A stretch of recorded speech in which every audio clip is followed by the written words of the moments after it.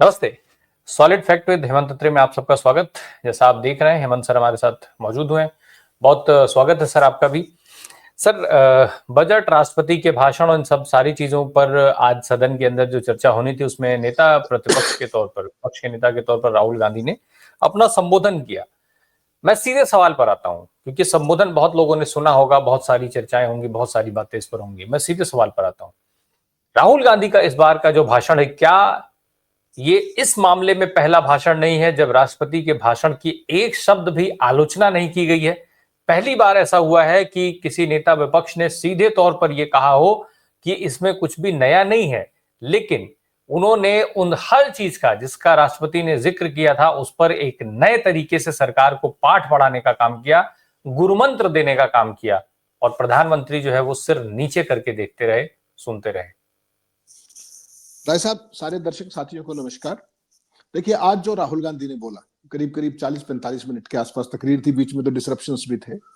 आज उन्होंने एक नया रास्ता दिखाने की कोशिश की, एक फिलोसफिकल अंदाज में, और सही मायने में कहें तो एक जो प्राध्यापक होता है ना, कुशल प्राध्यापक, कि क्या है उसकी बजाय क्या होना चाहिए और कैसे होना चाहिए, उसका रास्ता क्या होना चाहिए, उसका विजन क्या होना चाहिए, समस्या क्या है, उसका निदान क्या है, और फाइनली उसका उपचार क्या है।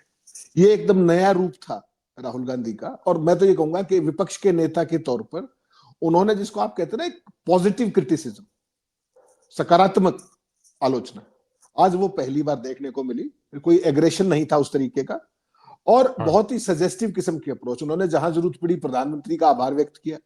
हालत ये हुई कि प्रधानमंत्री की खिंचाई करते करते भी उन्होंने आखिर में ये कहा कि प्रधानमंत्री जी आए सदन में, मेरी बात सुनी, इसके लिए आपका आभार। तो एक ये पॉजिटिव शुरुआत है एक तरीके से कहिए। और जैसा आपने कहा, राष्ट्रपति जी ने जो जो कुछ कहा, उन्होंने कहा कि ये सब पुरानी बातें हैं, हर साल यही होता है, ये है जो भी है, और उसकी निटिग्रिटीज में नहीं गए वो उसके उसमें। उन्होंने कहा कि अगर हमारी सरकार होती, अगर यूपीए इंडिया अलायंस की सरकार होती, तो हमारे राष्ट्रपति के अभिभाषण के अंदर क्या क्या बिंदु होते।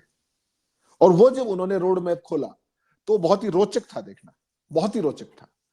आज देश में सबसे बड़ा इश्यू युवाओं की बेरोजगारी का है, और युवाओं की बेरोजगारी से शुरू करके उन्होंने देश की जितनी भी समस्याएं, प्रोडक्शन से लेकर के, कंजम्पशन से लेकर के, गरीबी से लेकर के, और क्या नाम है, चाइना के बॉर्डर पे इंट्रूजन से लेकर के, टेक्नोलॉजी से लेकर के, कोई ऐसा बिंदु नहीं छोड़ा जो उसको उन्होंने समावेश ना किया उसका।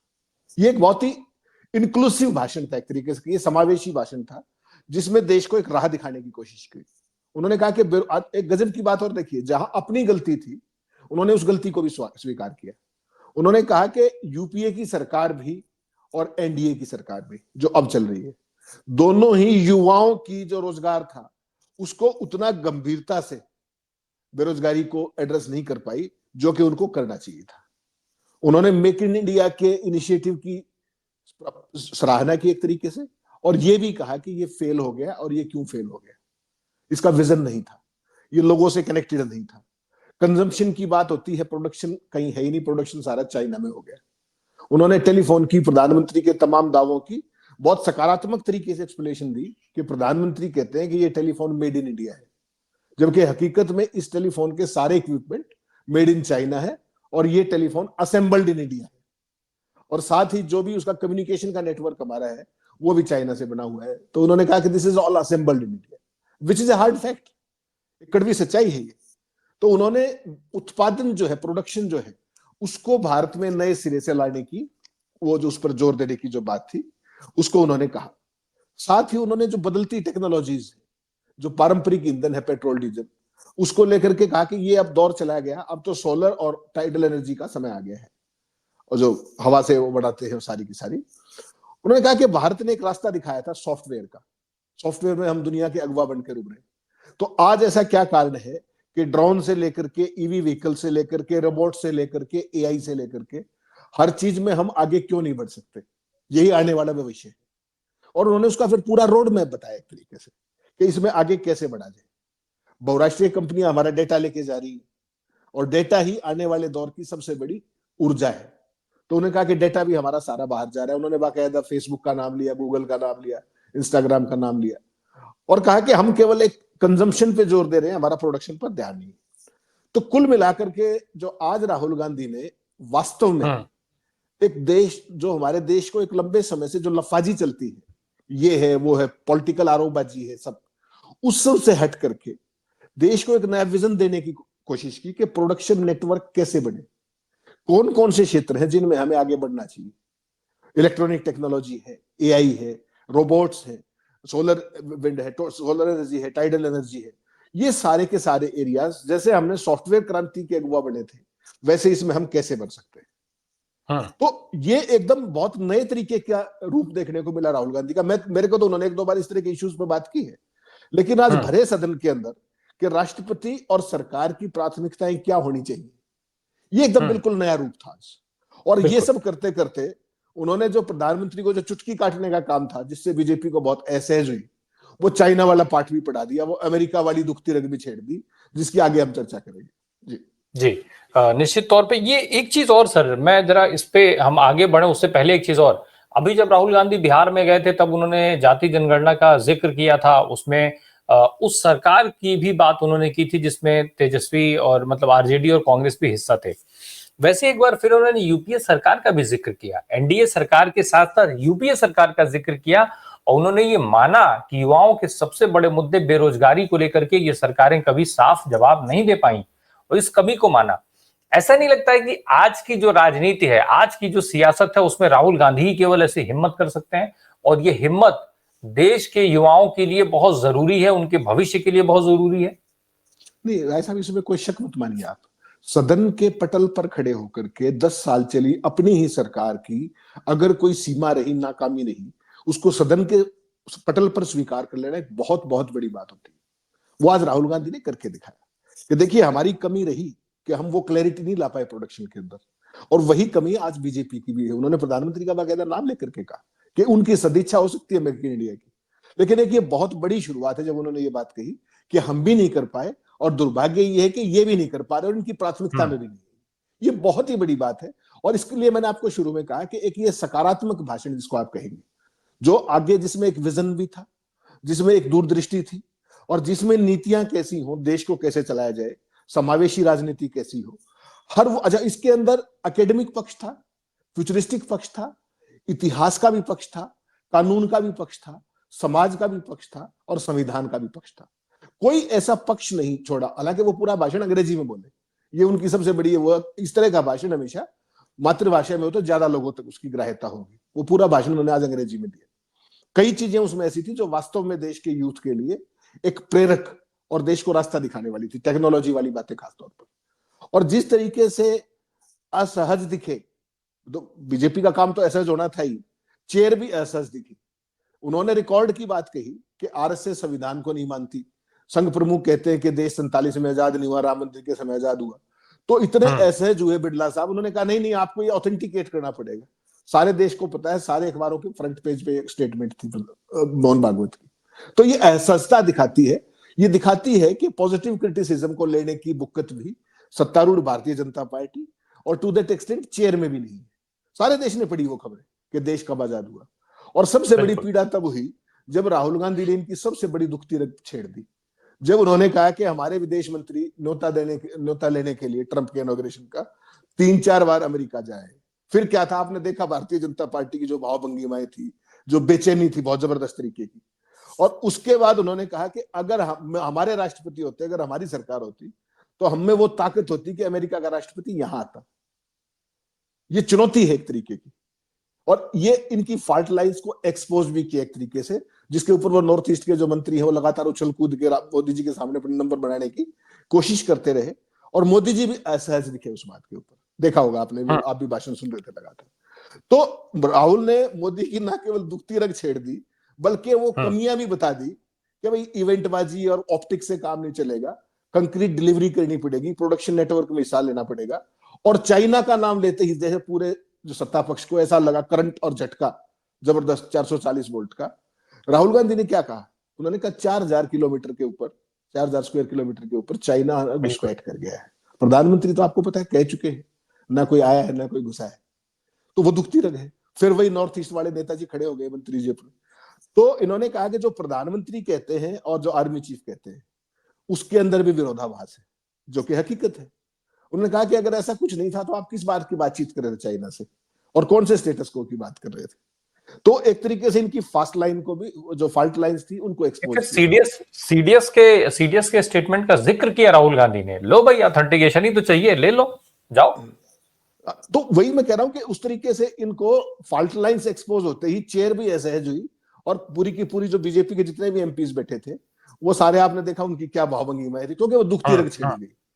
और फिर उन्होंने अल्टीमेटली चाइना का भी इलाज बताया कि चाइना को लेकर जो राहुल ने गुरु मंत्र दिया है वो आज का सबसे बड़ा टेक अवे है, नेट टेक अवे मेरी दृष्टि से।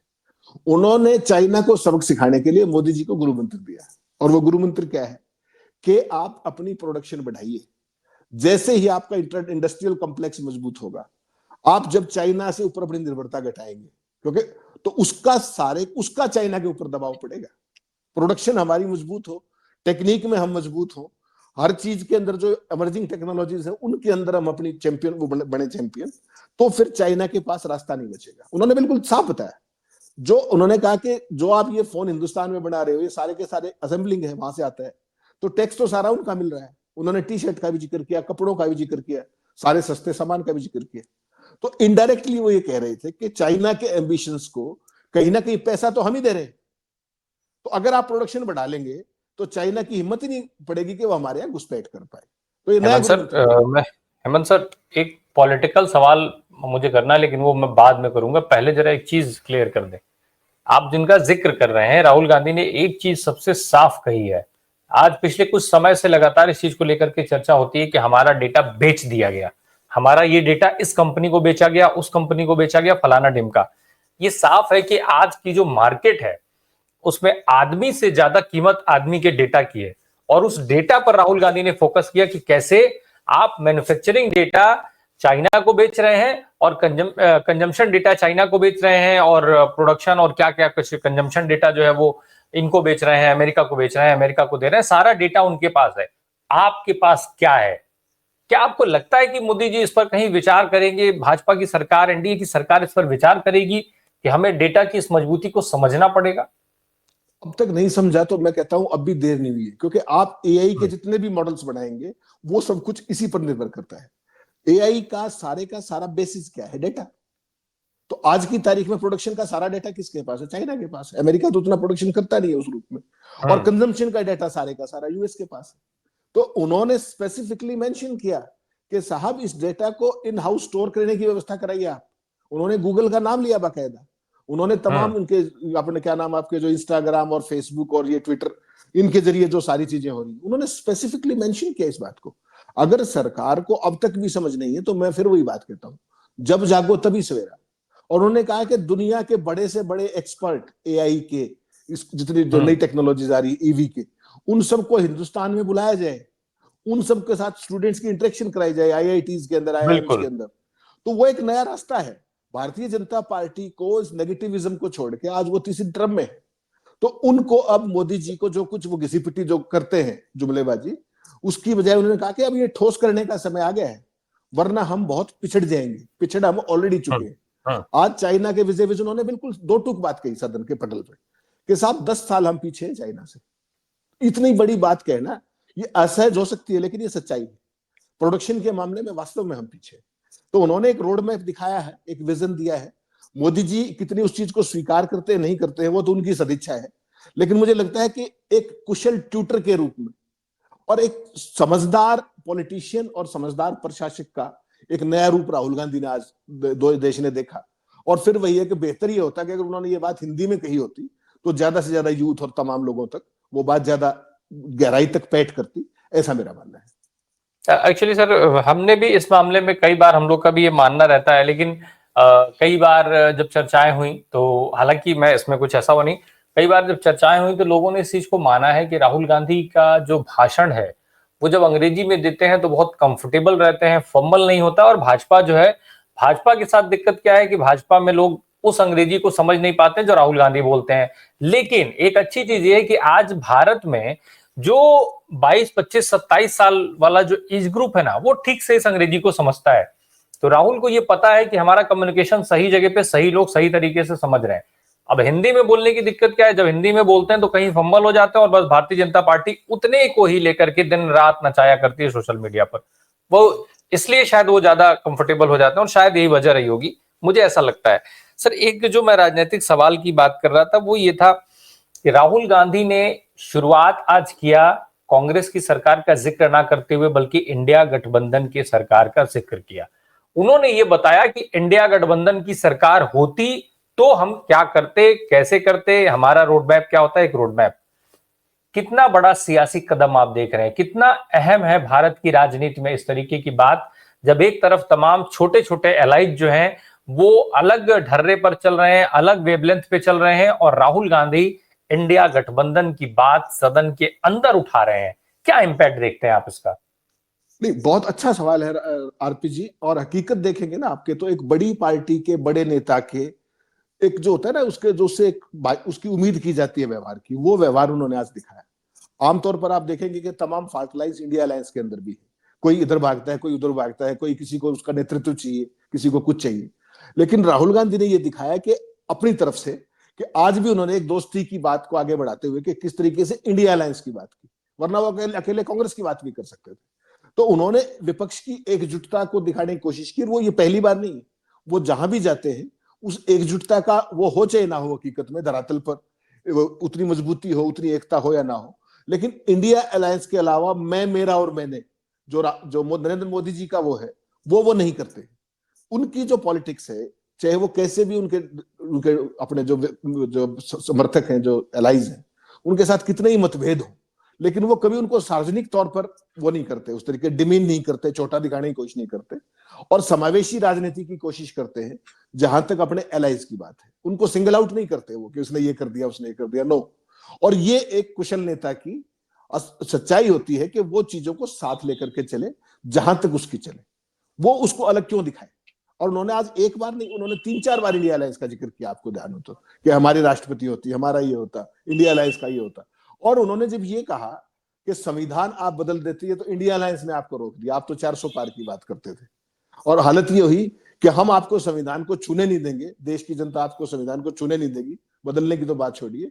और उसी ताकत के कारण प्रधानमंत्री को संविधान के सामने सिर झुकाना पड़ा या माथे पे लगाना पड़ा। तो ये उन्होंने जो बार बार जो इंडिया अलायंस का जिक्र किया, ये उनकी अपने एलाइज के प्रति सहृदयता दिखाता है कि मैं सबको साथ लेने के लिए तैयार हूं, साथ लेकर चलने के लिए तैयार हूं, चाहे कितने भी डिफरेंसेस हो। और वो ये सारे डिफरेंसेस, देखिए एक बात तो मानिएगा ना राय साहब, 4 पार्टियां हैं, 10 पार्टियां हैं, 20 पार्टियां हैं, अगर उनके अंदर डिफरेंस ना होते तो वो सारे एक ही पार्टी होते। कहीं ना कहीं मूलभूत अंतर होंगे ना, इसलिए वो पार्टियां अलग है। तो उसको उस रूप की बजाय उन सब का जिक्र करना, उनको साथ लेके चलना और सारी चीजों में एक तरीके से इन्वॉल्व करना, ये एक बड़े नेता की पहचान होती है। और ये उन्होंने आज दिखाया बार बार इंडिया अलायंस का जिक्र करके। ये अच्छी बात है जहां तक विपक्ष की सियासत की बात है। जी, अब दो चीजें सर एक साथ पूछ लेता हूं मैं। एक तो उन्होंने तेलंगाना के जातीय सर्वे का एक जिक्र किया, जातीय जनगणना का जिक्र किया, एक तो उस पर आपकी एक छोटी टिप्पणी, और साथ में एक चीज और पूछना चाहता हूं। आज का जो ओवरऑल बतौर नेता विपक्ष राहुल गांधी का भाषण है, क्या विजन वाइज आप ये देखते हैं कि राहुल गांधी को लेकर के जो सवाल उठाए जाते हैं, उनकी मैच्योरिटी एज अ पॉलिटिशियन जो बात होती है, विजन वाइज राहुल गांधी आज ऐसा दिखे कि वो प्रधानमंत्री के लिए बिल्कुल तैयार है? जो तेलंगाना की बात की, उसके बारे में, जो उनकी जातीय जनगणना के बारे में, ये बात वो लगातार कहते आए हैं कि सबको साथ लेकर के चलना, उनको उनकी पार्टिसिपेशन देना, केवल एक सिंबॉलिक प्रेजेंस नहीं, उनकी पार्टिसिपेशन सत्ता के अंदर भी, डिलीवरी के अंदर भी। वो बात उन्होंने बिहार के बारे में भी कही थी, जबकि नीतीश के यहाँ जो कुछ जातीय जनगणना हुई वो आधी अधूरी है, हम करेंगे तो इस तरीके से करेंगे, आरक्षण को बढ़ाएंगे टाइप, वो सारी बातें की थी। आज उन्होंने फिर एक नए संदर्भ में जो उसके फाइंडिंग्स थे तेलंगाना की जनगणना की, उसको जिक्र किया। उन्होंने कहा कि इस सारे को हम, जो ये डाटा आया है जो उसके जातीय जनगणना से, उसका हम डेटाबेस का यूज करेंगे फ्यूचर की प्लानिंग्स के लिए, जो एक अच्छी बात है, उसका पर्पस भी तभी सर्व होगा। जो आपने दूसरी बात कही कि राहुल गांधी प्रधानमंत्री पद के लिए बतौर प्रशासक, बतौर राजनीतिज्ञ तैयार है नहीं। देखिए आरपी जी, मेरी राहुल गांधी से कई बार व्यक्तिगत तौर पर मेल मुलाकात करके इंटरव्यू करने का, बातचीत करने के कुछ मौके मिले, और मैं पहले दिन से इस बात में कन्विंस हूं, 1-2 बार आपके शो पर भी चर्चा हुई, कि राहुल गांधी को पप्पू एक खास वेस्टेड एजेंडा के तहत बनाया गया। उनकी ईमानदारी, उनकी निष्ठा, उनके कमिटमेंट और क्लैरिटी पर कोई भी व्यक्ति जो उनसे 10 मिनट बात कर लेगा उस पर कोई कंफ्यूजन नहीं बचेगा। बीजेपी ने एक खास वेस्टेड एजेंडा के तहत उनको पप्पू साबित करने के लिए बाकायदा एक लंबे दौर तक 10-11 साल से आप लगातार देख रहे हैं एक मुहिम चलाई, और उस पर उतना ही खर्चा हुआ है जितना मोदी की जो ब्रांडिंग में खर्चा हुआ है। राहुल को डिमीन करने पे उससे कम खर्च नहीं हुआ है। जो आईटी सेल है वो दिन सुबह से लेकर रात तक सारा वही काम करती है। आज का राहुल गांधी का भाषण देखिए, ऑब्वियसली हर नेता भाषण तैयार करने से पहले तमाम जगह से इनपुट लेता है और फिर को अपने हिसाब से आर्टिकुलेट करता है चीजों को। आज जो उनकी आर्टिकुलेशन थी वो बिल्कुल एक स्टेट्समैन लाइक आर्टिकुलेशन थी। क्या था उसमें कि साहब ये जो घिसी-पिटी आप बातें कर रहे हैं ये बीते दौर की बातें होगी, नया दौर ये है, नए दौर के ग्रोथ इंजन ये है, उसके अंदर नई टेक्निक्स है, उसके अंदर ईवी है, उसके अंदर उन्होंने ड्रोन्स की बात की, उन्होंने रोबोट्स की बात की, तमाम इस तरह की जो एआई की बात की और समझाया कि एआई का बेसिक क्या है। एआई का बेस है डेटा और डेटा का इन हाउस स्टोरेज। तो एक कुशल शिक्षक के तौर पर उन्होंने देश को एक रास्ता दिखाया, सारी फाइल लाइन्स गिनवाई।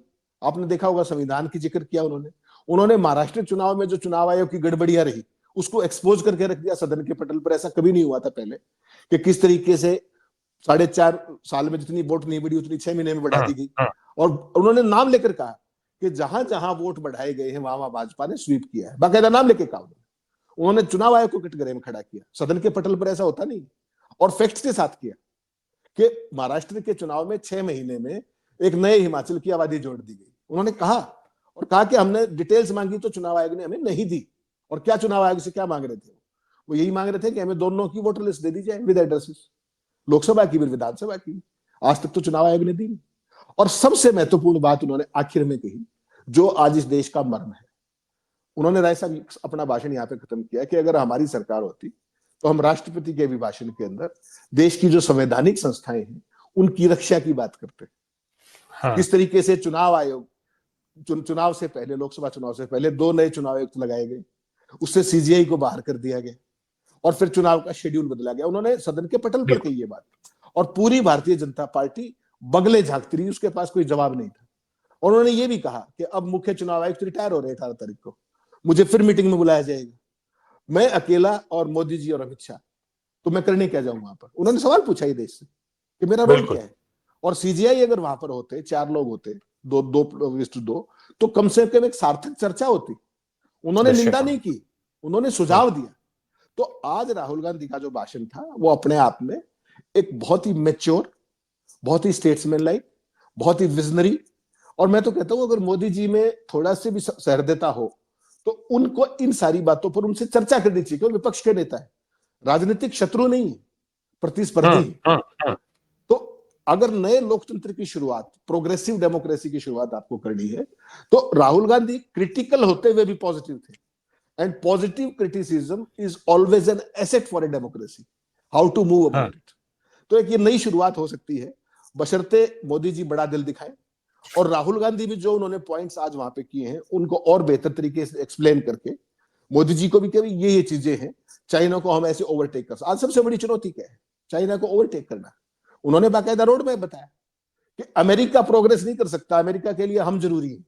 उन्होंने मोदी जी को एक इनडायरेक्ट हिंट दिया कि अमेरिका और चाइना का मुकाबला है और उनका हम प्रोडक्शन हाउस बन सकते हैं अमेरिका के लिए, क्योंकि हिंदुस्तान के अंदर मैन पावर है जो बहुत बड़ा एसेट है। तो उन्होंने आज अपने भाषण में हर वो एंगल दिखाने की कोशिश की जिसकी आज देश को जरूरत है, यूथ को जरूरत है, और देश को खुशहाल बनाने के लिए जिन पॉइंट्स पर काम करने की जरूरत है।